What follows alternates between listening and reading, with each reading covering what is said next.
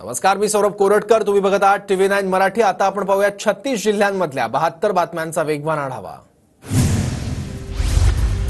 नाशिक विभाग शिक्षक मतदारसंघातून काँग्रेसचे उमेदवार दिलीप पाटील यांची माघार. शिक्षक मतदारसंघाच्या निवडणुकीत काँग्रेस आणि ठाकरे गटात तडजोड. निवडणुकीत ठाकरे विरुद्ध शिंदे सामना. नाशिक शिक्षक मतदारसंघातून राजेंद्र विखे, धनराज विसपुते यांची माघार. अखेरच्या क्षणी राजेंद्र विखे आणि धनराज विसपुते यांची माघार.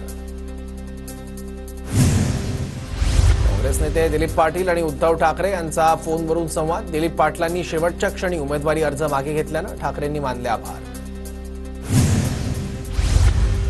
विवेक कोल्हेंशी संबंधित संस्थांवर विविध शासकीय विभागांची धाड. नाशिक शिक्षक मतदारसंघातून विवेक कोल्हे विधान परिषद निवडणुकीच्या मैदानात. सहकार महर्षी शंकरराव कोल्हे साखर कारखान्यावर धाड.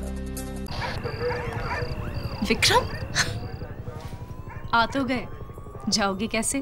बड़े आराम से. देखिए ये देश हेलो, मैं आ रहा हूँ और हाँ भगा कर ले जाऊंगा. सिक्योरिटी! भैया भाग गए, पकड़ो उनको. हेलो, बोला था ना भगा कर ले जाऊंगा. विक्रम, एक हिंट तो देते. हिंट. बड़े आराम से. कोकण पदवीधर मतदारसंघातील महायुतीचा पेच सुटला. शिंदे गटाच्या संजय बोरेंची निवडणुकीतून माघार. भाजप उमेदवार निरंजन डावखरे यांचा मार्ग मोकळा. कोल्हापूरमध्ये सतेज पाटील आणि शिंदे गटात बॅनर वॉर. बंटी पाटलांच्या समर्थकांनी लावलेल्या कशी वाजवली घंटी या बॅनरला तूच वाजवणार घंटी. 2024 विधानसभेला अशा आशयाचा मजकूर लिहित प्रत्युत्तर. स्वतःच्या स्वार्थासाठी राजू शेट्टींनी कार्यकर्त्यांना बाजूला केलं, मात्र जनतेने त्यांना धडा शिकवला. राजू शेट्टींच्या माझं काय चुकलं या सोशल मीडियावरील पोस्टवर सदाभाऊ खोत यांची टीका. खासदार ओमराजे निंबाळकर आणि आमदार कैलास पाटलांनी घेतली जरांगेंची भेट. उपोषणस्थळी जाऊन निंबाळकर आणि कैलास पाटलांकडून जरांगे पाटलांची विचारपूस.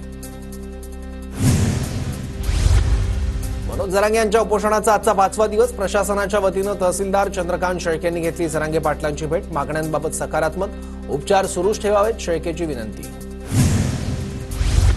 कोकण पदवीधर मतदारसंघातील महायुतीचा पेच सुटला. शिंदे गटाच्या संजय बोरेंची निवडणुकीतून माघार. भाजप उमेदवार निरंजन डावखरे यांचा मार्ग मोकळा. कोल्हापूरमध्ये सतेज पाटील आणि शिंदे गटात बॅनर वॉर. बंटी पाटलांच्या समर्थकांनी लावलेल्या कशी वाजवली घंटी या बॅनरला तूच वाजवणार घंटी. 2024 विधानसभेला अशा आशयाचा मजकूर लिहित प्रत्युत्तर.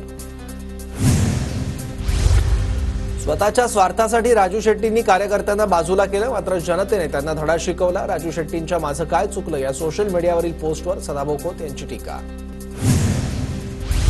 अहमदनगरमधल्या मराठा क्रांती मोर्चाच्या वतीनं राज्यपालांना पाठवण्यात आलं निवेदन. मराठा आरक्षणाचा सगळे सोयऱ्यांचा आदेश काढून त्याची तात्काळ अंमलबजावणी करावी या मागणीसाठी जिल्हाधिकाऱ्यांमार्फत पाठवण्यात आलं निवेदन.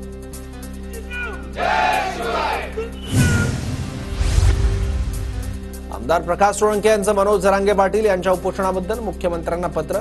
जरांगे पाटलांच्या मागण्यांबाबत तात्काळ निर्णय घेण्याची पत्रातून आमदार प्रकाश सोळंके यांची मागणी. मराठा आरक्षणासंदर्भातील विषय सरकार लवकर तडीस काढणार, तर सरकार पलटल्यास सलाईन काढून टाकणार. जरांगेंचा उपचार घ्यायला सुरुवात केल्यानंतर थेट इशारा. मराठा आणि कुणबी एकच, सरकारने चर्चेसाठी यावं, आमची दारं खुली आहेत. मराठा आरक्षणासाठी मनोज जरांगेंची भूमिका. धाराशिवमध्ये जिल्हाधिकारी कार्यालयात मराठा आंदोलक आक्रमक. मराठा आरक्षणाच्या मागणीसाठी 5 आंदोलक कार्यालयाच्या इमारतीवर चढले. संभाजीनगरच्या पालकमंत्री पदावरून महायुतीत रस्सीखेच. संभाजीनगरचे पालकमंत्रीपद शिवसेनेकडेच ठेवण्याची मागणी, तर भाजप जिल्हाध्यक्ष शिरीष बोराळकरांच्या मागणीला शिंदे गटाचे भरतसिंग राजपूत यांचा विरोध. पुरंदर तालुक्यातील शेतकऱ्यांच्या जमिनी नेत्यांनी ताब्यात घेतल्या. विजय शिवतारे, अशोक टेकवडे यांचं नाव घेत शेतकऱ्यांचा आरोप. शेतकऱ्यांनी शरद पवारांसमोर मांडली कैफियत.